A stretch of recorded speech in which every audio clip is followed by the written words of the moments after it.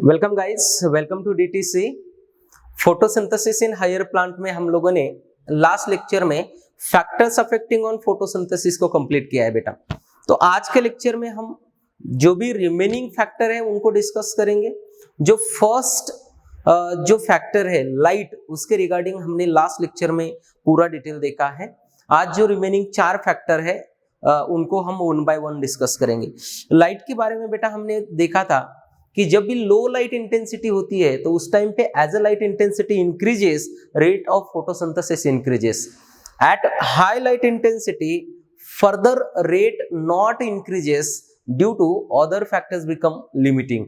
And third point हमने लिखा था कि अगर हाई इंटेंसिटी से भी ज्यादा अगर हम इंटेंसिटी एनहांस करते हैं तो उस टाइम पे क्लोरोफिल का ब्रेकडाउन होता है और रेट कम होता है फोटोसिंथेसिस का। तो बेटा लाइट के बारे में जो भी हमारा वो ग्राफ था उसमें हमने A B C D E ऐसे पॉइंट मेंशन किए थे। हर पॉइंट का मतलब आपको मालूम होना चाहिए, एग्जाम के लिए बहुत जरूरी है। तो बेटा आज के लेक्चर में हम स्टार्ट करते हैं नेक्स्ट जो फैक्टर है कार्बन डाइऑक्साइड कॉन्सेंट्रेशन। तो बेटा सेकंड फैक्टर हम आज डिस्कस करते हैं carbon dioxide concentration, CO2 concentration.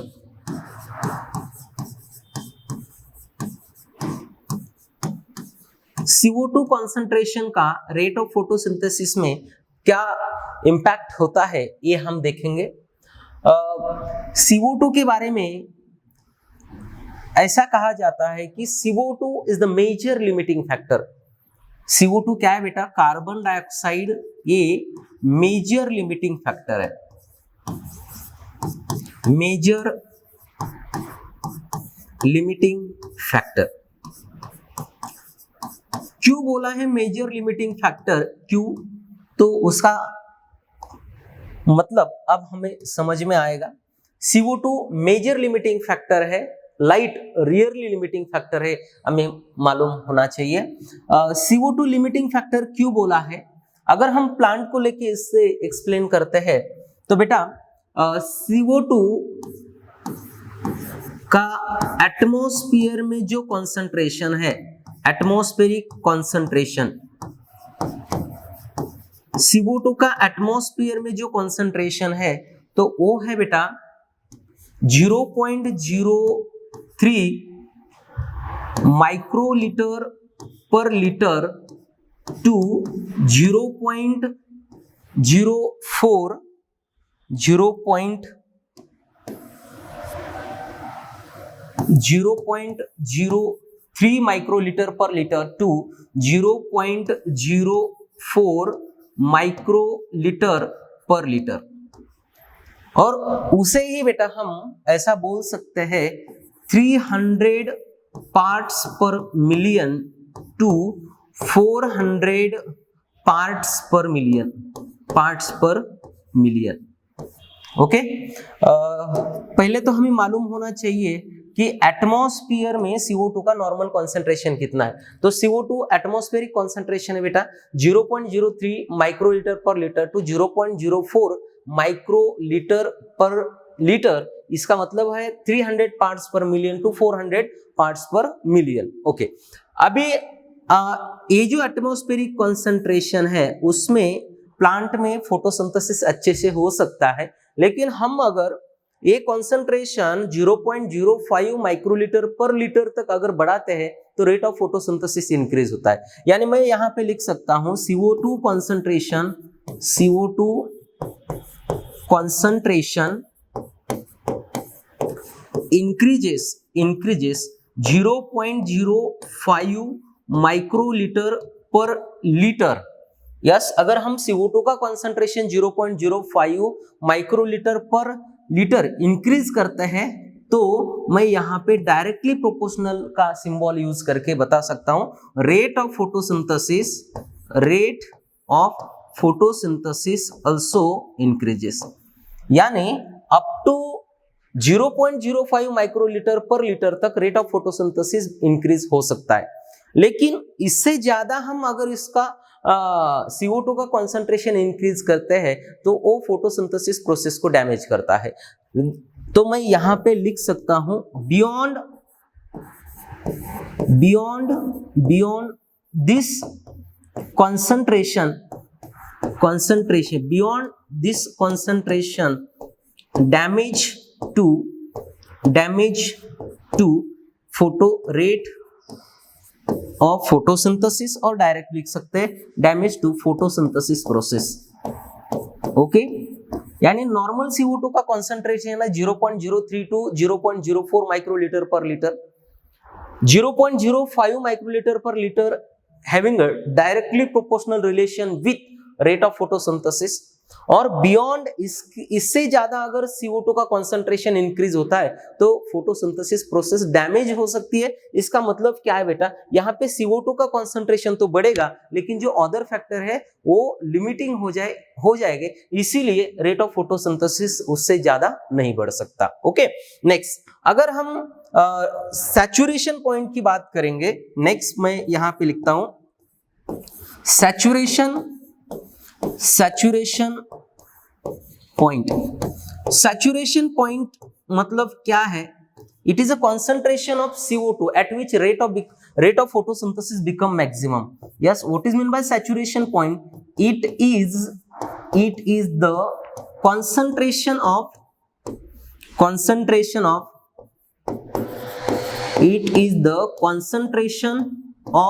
CO2 at which rate of photosynthesis become maximum. Rate of photosynthesis become maximum. बेटा what is mean bye saturation point? Yes, ऐसा CO2 का concentration है जिस कॉन्सेंट्रेशन को रेट ऑफ फोटोसिंथेसिस क्या हो सकता है, मैक्सिमम हो सकता है। इसे हम क्या बोल सकते हैं? उसे हम सैचुरेशन पॉइंट बोल सकते हैं। तो कौन सा CO2 का कॉन्सेंट्रेशन है, CO2 का कितना कॉन्सेंट्रेशन पे C3 और C4 प्लांट में सैचुरेशन पॉइंट हमें मिल सकता है? तो मैं यहां पे लिख सकता हूं C3 प्लांट्स के लिए सैचुरेशन पॉइंट को कितने कॉन्सेंट्रेशन पे होता है? तो C3 प्लांट के लिए बेटा कॉन्सेंट्रेशन पॉइंट है 450 माइक्रोलीटर पर लीटर, ये सैचुरेशन पॉइंट है। यानी CO2 के इस कॉन्सेंट्रेशन पे C3 प्लांट में रेट ऑफ फोटोसिंथेसिस मैक्सिमम पहुंच सकता है। और C4 प्लांट की अगर बात करते हैं हम C4 प्लांट्स में, तो C4 प्लांट्स में saturation point 360 microlitre per litre इस CO2 की कॉन्सेंट्रेशन पे आ सकता है। नेक्स्ट, ये सैचुरेशन पॉइंट के लिए CO2 का कॉन्सेंट्रेशन आवश्यक है C3 और C4 प्लांट के लिए। ओके, अगर हम नॉर्मल एटमॉस्फेरिक कॉन्सेंट्रेशन की बात करते हैं तो बेटा एटमॉस्फेरिक कॉन्सेंट्रेशन वो कितना है? 300 to 400 माइक्रोलीटर पर लीटर है। हमने पिछले स्लाइड पे लिखा था कितना? 300 to 400। लेकिन हम C3 प्लांट की बात करते हैं तो इसे कितना कॉन्सेंट्रेशन जरूरी है? 450 concentration microlitre per litre concentration जरूरी है। मतलब जो एटमॉस्फेयर में करंट CO2 का कॉन्सेंट्रेशन है वो लिमिटिंग है C3 प्लांट के लिए। बेटा करंट एटमॉस्फेरिक कॉन्सेंट्रेशन कितना है? 300 to 400। Yes, 300 to 400। C4 plant के लिए मैक्सिमम फोटोसिंथेसिस दिखाने के लिए कितना कॉन्सेंट्रेशन चाहिए? 360। यस, इन दोनों के बीच में आता है, इसके लिए ये कॉन्सेंट्रेशन सफिशिएंट है इन प्लांट्स के लिए। अगर C3 प्लांट की अगर हम बात करते हैं, C3 प्लांट को मैक्सिमम फोटोसिंथेसिस दिखाने के लिए 450 ये कॉन्सेंट्रेशन चाहिए, लेकिन एटमॉस्फेयर में कितना है? 400 तक की नॉर्मली अवेलेबल है। तो करंट CO2 कॉन्सेंट्रेशन किस प्लांट के लिए लिमिटिंग फैक्टर है? तो C3 प्लांट के लिए। तो मैं यहां पे लिख सकता हूं, आपकी कंसेप्ट क्लियर हुई होगी, तो मैं यहां पे लिख सकता हूं current concentration, current atmospheric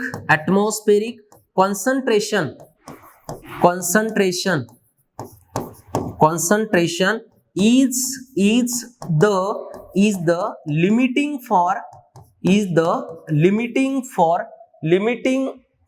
for C3 plants। Current atmospheric CO2 concentration, ये लिमिटिंग है किस प्लांट के लिए, C3 प्लांट के लिए। यस, ये हमें पता होना चाहिए। नेक्स्ट, अगर मैं C3 और C4 प्लांट की बात करता हूं तो इन दोनों के लिए अलग अलग CO2 का कॉन्सेंट्रेशन चाहिए, यस, मैक्सिमम फोटोसिंथेसिस दिखाने के लिए। तो हम यहाँ पे सिंपल पॉइंट लिख सकते हैं, C3 and C4 plants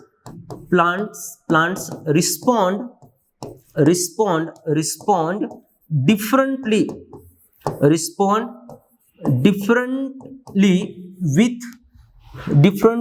with CO2 concentration। Okay, हमें पता है कि C4 प्लांट के लिए हाई टेम्परेचर की रिक्वायरमेंट होती है और C4 प्लांट के लिए कम टेम्परेचर की रिक्वायरमेंट होती है। तो C3 and C4 plant respond differently with CO2 concentration, ये हमें पता होना चाहिए।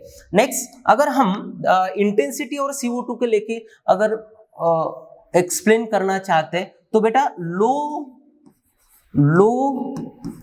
लाइट कंडीशन में, लो लाइट कंडीशन है, दो कंडीशन में लेने वाला हूं। लो लाइट कंडीशन में yes C4 and C3 and C4 plants not respond to high CO2 concentration। चलो, क्या पॉइंट लिखा है बेटा बोर्ड के ऊपर? यस, तो लो लाइट कंडीशन है, लो लाइट कंडीशन में C3 प्लांट हो या C4 प्लांट है, दोनों भी हाई CO2 कंडीशन को रिस्पॉन्ड नहीं करते। नेक्स्ट, अगर हम इससे अलग थोड़ा डिफरेंट हाई लाइट इंटेंसिटी अगर लेते हैं, हम हाई लाइट इंटेंसिटी, अगर हम हाई लाइट इंटेंसिटी की बात करते हैं तो हाई लाइट इंटेंसिटी में rate of photosynthesis increases in both C3 and C4 plants.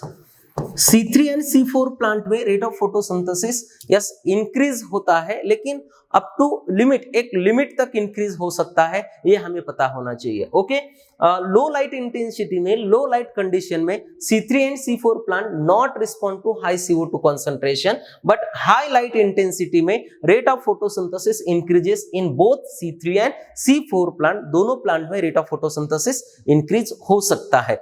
Next, उससे आगे जाके यानी हम यहाँ पे एक बात बोल सकते हैं कि C3 प्लांट को सैचुरेशन पॉइंट पहुंचने के लिए यस 450 माइक्रोलीटर पर लीटर इतना टेम्परेचर जरूरी है। C4 और C3 को अगर हम कंपेयर करते तो C3 प्लांट को CO2 का कंसंट्रेशन ज्यादा चाहिए सैचुरेशन पॉइंट को पहुंचने के लिए। तो मैं यहाँ पे फिर से एक बार पॉइंट लिख सकता हूं कि C3 plant require higher CO2 concentration than C4 plant to reach at saturation point। C3 plants require higher concentration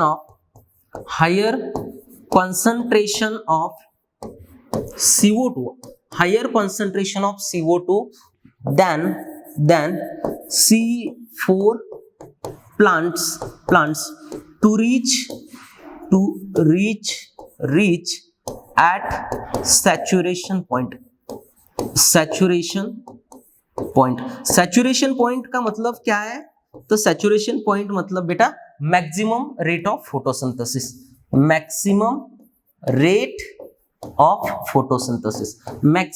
of photosynthesis दिखाने के लिए C3 प्लांट को ज्यादा CO2 कंसंट्रेशन जरूरी होता है। इसीलिए तो बेटा जो भी ग्रीन हाउस इफेक्ट है, ग्रीन हाउस इफेक्ट में क्या होता है, जो हम एक ग्लास शेड बनाते हैं उसमें CO2 एनरिच एटमॉस्फेयर मेंटेन करते हैं, उसमें CO2 का कॉन्सेंट्रेशन ज्यादा रखते हैं, क्योंकि जो भी C3 प्लांट वहां पे ग्रो करते हैं उनके अंदर अच्छे से फोटोसिंथेसिस होते रहे और उससे हमें अच्छी प्रोडक्टिविटी मिले। तो मैं यहाँ पे ग्रीन हाउस इफेक्ट का एक पॉइंट दिखाता हूं।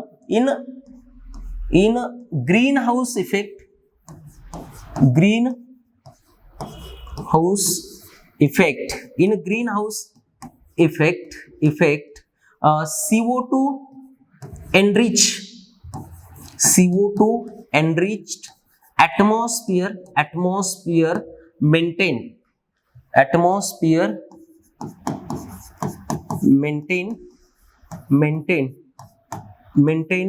for growth of C3 plants। C3 plants की ग्रोथ होने के लिए CO2 एनरिच एनवायरनमेंट मेंटेन किया जाता है, किसमें? ग्रीन हाउस जो प्रोसेस होती है उस प्रोसेस में। ओके, नेक्स्ट, तो यहाँ पे क्या होता है सर? तो बेटा हमारे पास C3 प्लांट्स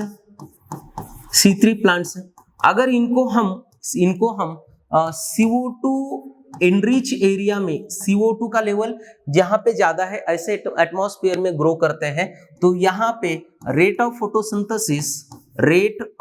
फोटोसिंथेसिस ये भी इंक्रीज होता है, और रेट ऑफ फोटोसिंथेसिस इंक्रीज होता है तो बेटा वहां पे क्या बढ़ सकती है?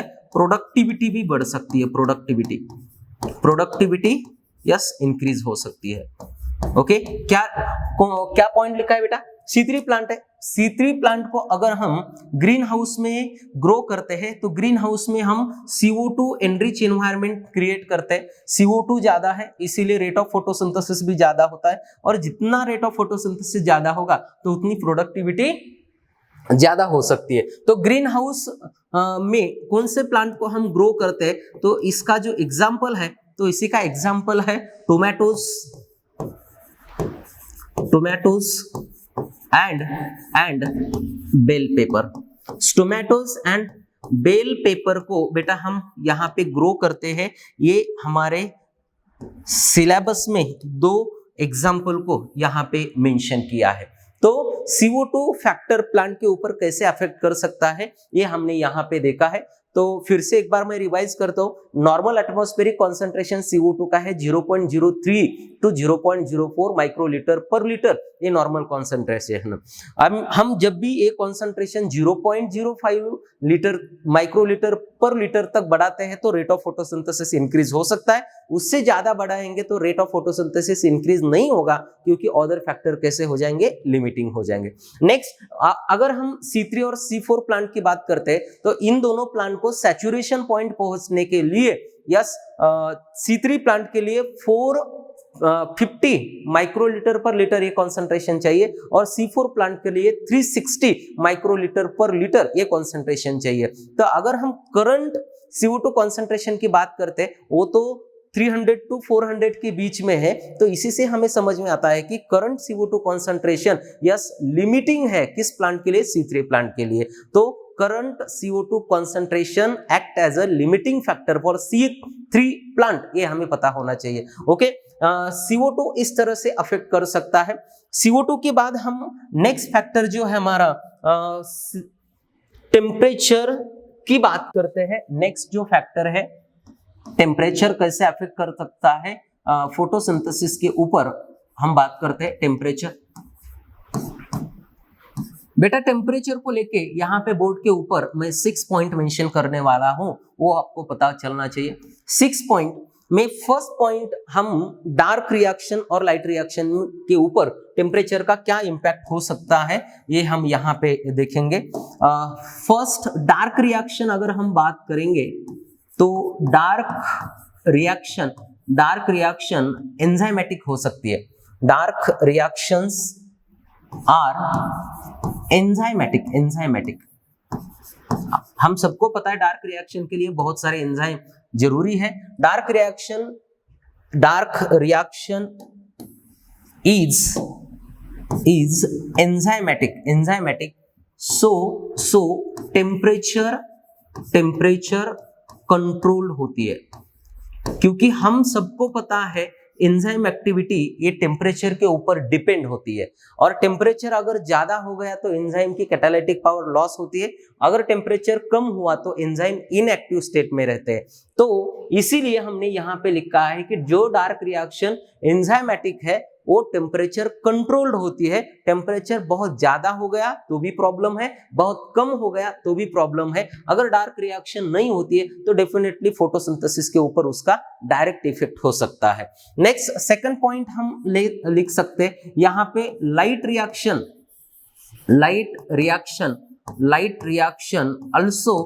also temperature sensitive. Light reaction also temperature sensitive, but has less effect, but has lesser effect. Okay, light reaction भी बेटा टेम्परेचर सेंसिटिव होती है, लेकिन उसका कम इफेक्ट होता है compare with dark reaction. Okay, dark reaction directly temperature control होती है और लाइट रिएक्शन टेम्परेचर सेंसिटिव है लेकिन उसके ऊपर कम इफेक्ट है, डायरेक्टली फोटोसिंथेसिस अफेक्ट नहीं कर सकती। नेक्स्ट उसके बाद अगर हम C3 और C4 प्लांट की बात करते हैं बेटा, तो C4 plants require higher temperature, higher optimum temperature. Okay, higher optimum temperature जरूरी है C4 प्लांट के लिए, और वो कितना है तो यहाँ पे 30 to 40 डिग्री सेल्सियस ये टेम्परेचर C4 प्लांट के लिए जरूरी होता है। अगर हम C3 प्लांट की बात करते हैं तो C3 plants require lower optimum temperature. C3 plant के लिए थोड़ा कम टेम्परेचर लगता है ऑप्टिमम फोटोसिंथेसिस होने के लिए, और वो कितना है तो वो 20 to 25 डिग्री सेल्सियस इतना टेम्परेचर जरूरी है। अगर टेम्परेचर इन दोनों को कंपेयर करते हैं तो C3 और C4 प्लांट को अलग अलग ऑप्टिमम टेम्परेचर चाहिए अच्छे से फोटोसिंथेसिस दिखाने के लिए और अच्छे से ग्रोथ होने के लिए।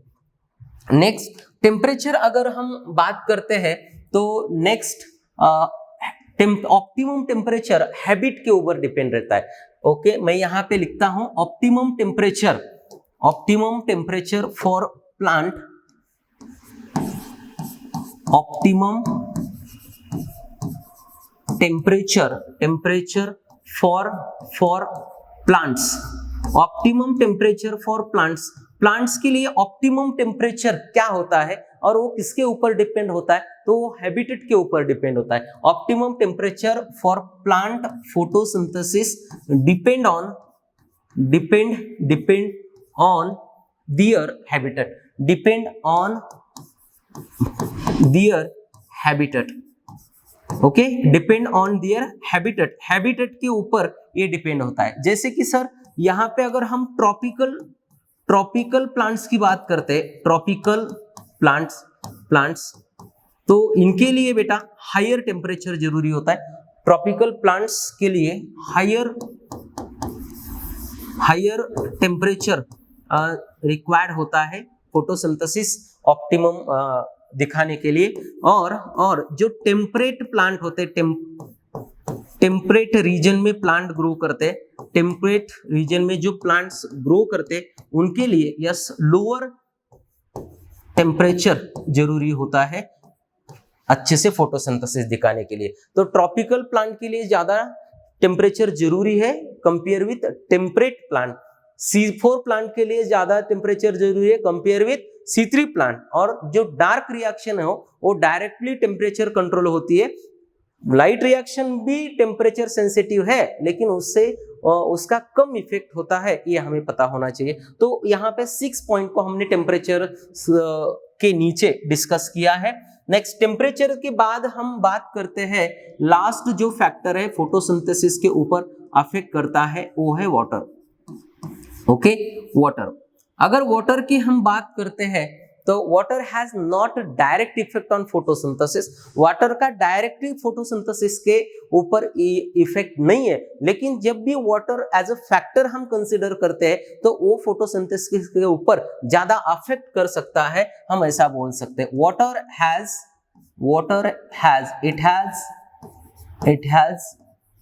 it has no direct effect on photosynthesis, but water is the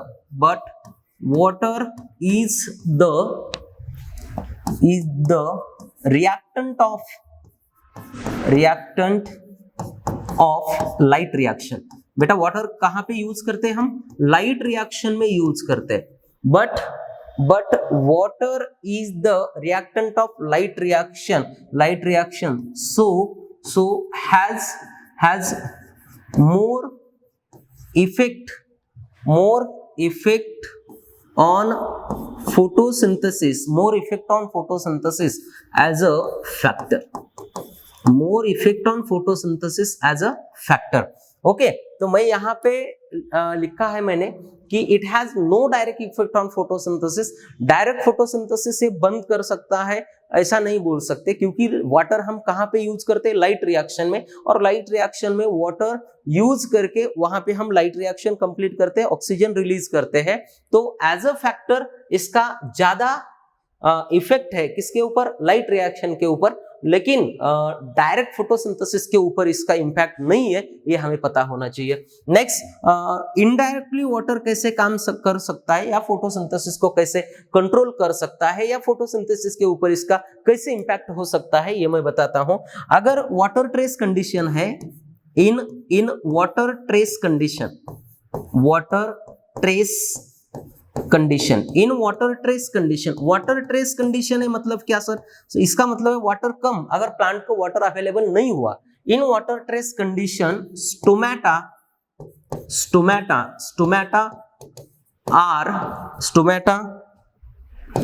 are closed. Okay, stomata क्या होते हैं? Close. What is mean by stomata?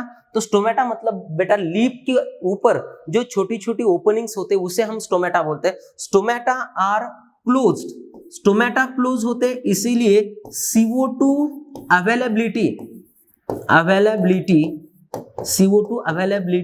Decreases. Okay, CO2 availability decrease होते, स्टोमेटा के ऊपर की जो ओपनिंग है वो क्लोज होती है, और ओपनिंग क्लोज होने के बाद वजह से बाहर का CO2 प्लांट के अंदर, लीफ के अंदर नहीं आ सकता। अगर CO2 अवेलेबिलिटी वैसे ही कम होती है तो रेट ऑफ फोटोसिंथेसिस बोल सकते हैं हम क्या हो सकता है? कम हो सकता है। तो रेट ऑफ फोटोसिंथेसिस क्या हो जाएगा? कम हो जाएगा, या फोटोसिंथेसिस का जो भी प्रोडक्शन है वो भी कम हो सकता है, ये हमें यहाँ पे पता होना चाहिए। In water stress condition stomata are close, CO2 availability decreases and rate of photosynthesis decreases. Rate of photosynthesis decrease होता है, इसका मतलब क्या है बेटा? प्रोडक्टिविटी आल्सो डिक्रीज हो सकती है, आपको पता होना चाहिए। नेक्स्ट, यहाँ पे लास्ट पॉइंट मैं बताता हूं, अगर वाटर ट्रेस कंडीशन है, चलो फिर से मैं लिखता हूं, वाटर ट्रेस कंडीशन है। वाटर ट्रेस कंडीशन में क्या होता है? तो वाटर ट्रेस कंडीशन में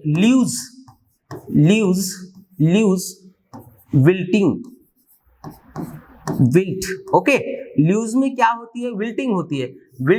ल्यूज में विल्टिंग मतलब लीव्स, समझो ये कोई मेरा हाथ जो है ये लीफ है पूरा, तो जैसे वाटर कम होता है तो ल्यूज में विल्टिंग होती है, मतलब ये इसकी साइज, सरफेस एरिया कम होता है। सरफेस एरिया कम होता है तो लाइट का एब्सॉर्प्शन उतनी ज्यादा नहीं होगा, CO2 का एब्सॉर्प्शन उतना ज्यादा नहीं होगा, और डेफिनेटली वहां पे रेट ऑफ फोटोसिंथेसिस क्या हो सकता है? तो कम हो सकता है। वाटर ट्रेस कंडीशन में ल्यूज की विल्टिंग हो सकती है, तो सरफेस एरिया